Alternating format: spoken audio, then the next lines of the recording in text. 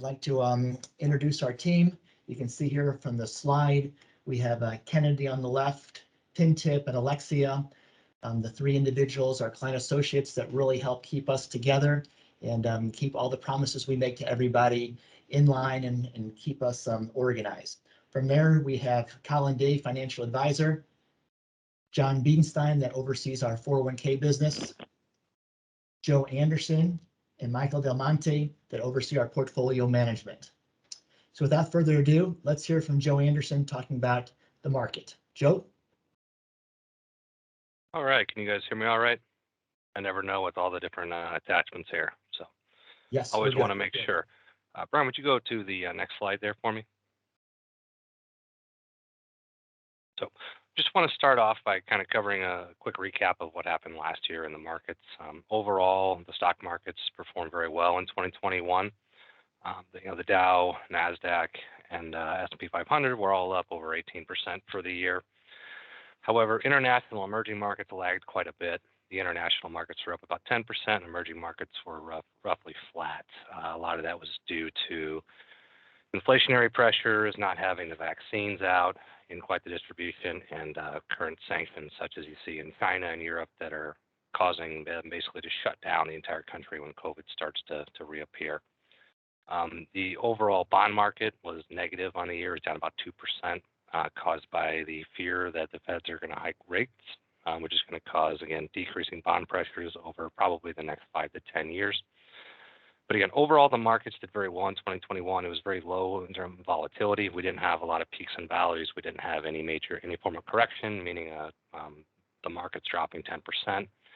And historically, again, it was pretty much just a straight line up overall. One big key takeaway is that megatech really pushed the markets forward.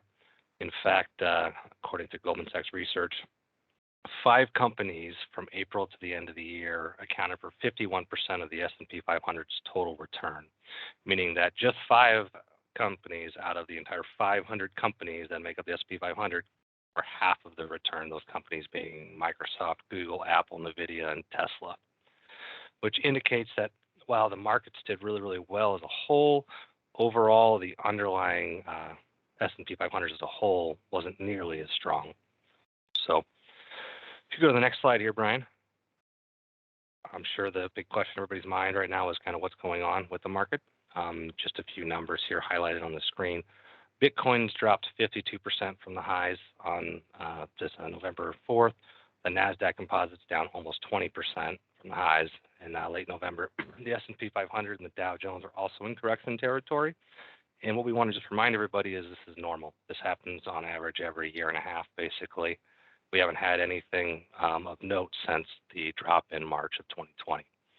And the reason I have Bitcoin in there is over the last 3 market corrections that we've had, being the flash crash in December of 2018, the market correction in March of 2020, as well as what's happening now, Bitcoin has been a precursor as a high-risk asset that's been selling off beforehand. So when we've seen that, it's been highly correlated that once Bitcoin starts to sell off, everything else kind of follows in its wake. So again, this is very normal. It's healthy for markets. You don't want markets to go up forever. The higher they go up, the further they eventually fall when they do correct. So again, looking ahead for the rest of the year, we are expecting volatility throughout the year, especially in the first 6 months. We're not expecting it to be a very calm up cycle such as last year and everything basically since March 2020. And what we mean by that is we're not saying the markets are falling out and going to drop 30%. We're not saying that they're going to rebound immediately and go up 15%. What we are saying is that it's going to be some form of a chug sideways. There's going to be volatility days like we saw on Monday where the NASDAQ was down almost 5% and ended positive on the day. So it's very key to just kind of be patient and let stuff play out. We are expecting the Federal Reserve, who spoke again today, to raising interest rate hikes, probably 3 to 4 hikes is our guess, 3 primarily being most folks' guesses here.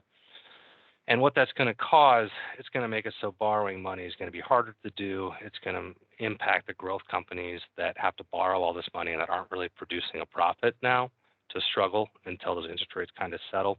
And it's going to be more of a boon for the energy and financials. Financials make more money because the higher the interest rates are, the more money they make loaning it out to individuals.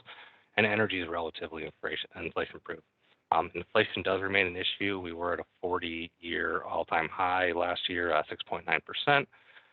Powell actually said today that inflation remains high, and that's going to be one of the primary issues here. So one thing that we are working on is trying to rotate more into areas that are relatively inflation-proof, being commodities, energy, financials, real estate markets, and specific real estate areas. Trying to hedge all of our clients' investments to some degree to accommodate that, and trying to avoid some of the stuff that is really going to affect, such as the big high growth stocks.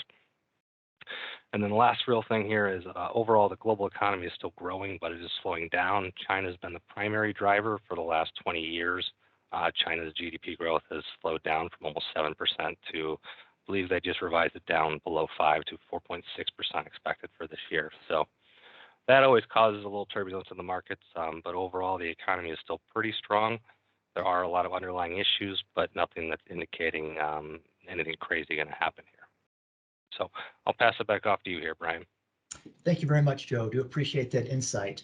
So as we move forward, a key thing to take a look at is the perspective of the market. Joe alluded to the fact that these pullbacks, corrections are normal.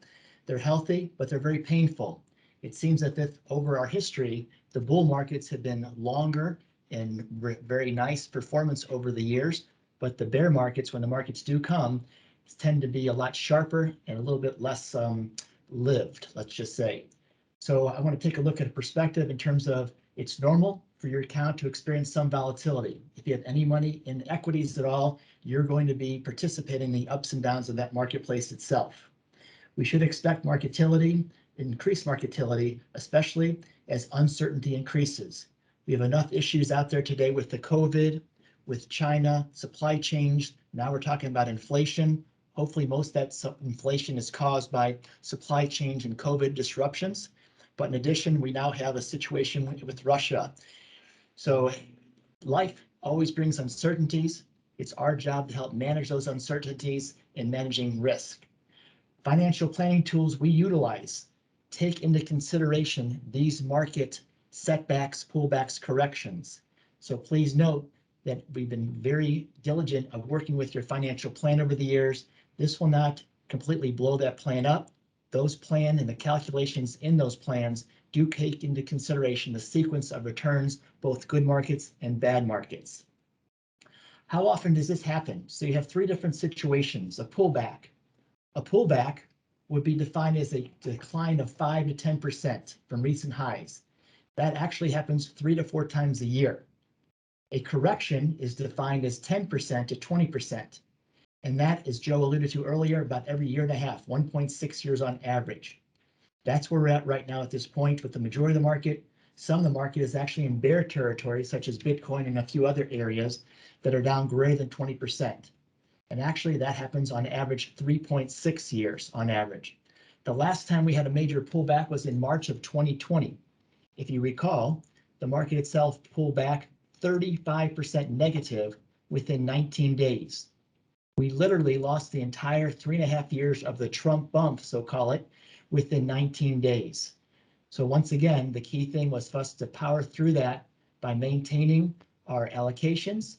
And at that time, when the market did drop, we were able to pull out of our mid-cap positions, small cap, and actually increase our bonds, gold, and money market. So in most portfolios were down substantially, 30, 35%. Ours were down in the mid-teens overall. So we're proud of that ability to kind of keep the wealthy mentality, help preserve the wealth as much as we possibly can. From there, take a look at this chart from First Trust. First Trust is an investment firm. They've compiled this data from a Morningstar, which is very well known in the industry for research. And you can see going back to 1926, or actually since 1942 on the slide, that the dark blue are the increases of bull markets. The gold areas is when the bear markets hit. So once again, as my comment said earlier, the bull markets seem to be pretty robust and a little bit longer in length. As a matter of fact, the average bull market lasts about 9.1 years. The average pullback bear market, as you can see historically how they've gone over the years, only lasts 1.4 years. From there, the bull markets have produced a cumulative return over time of over 476% on the upside whereas the average cumulative loss on the bear markets were 41%. Once again, it's wonderful to make a lot of money over time, but it's inevitable. The markets will correct, they'll pull back, and we'll have bear markets as the economy goes through different types of fluctuations. From there, our philosophy is to maintain a long-term perspective, realizing that short-term, if you're only invested for a month or two or three, you can always experience some short-term losses. As we take a look longer term, 3, 5, 10 years out, we feel pretty optimistic that these portfolios will continue to do well. Number two, each client's portfolios are designed with understanding your particular cash, income, and growth needs. And the key to our strategy is that as you get closer to retirement and in retirement and through retirement, that we will increase or decrease each one of these asset allocations of cash, income, and growth. And the point is, when the growth bucket goes out of favor, we just do not want to take any money from the growth bucket.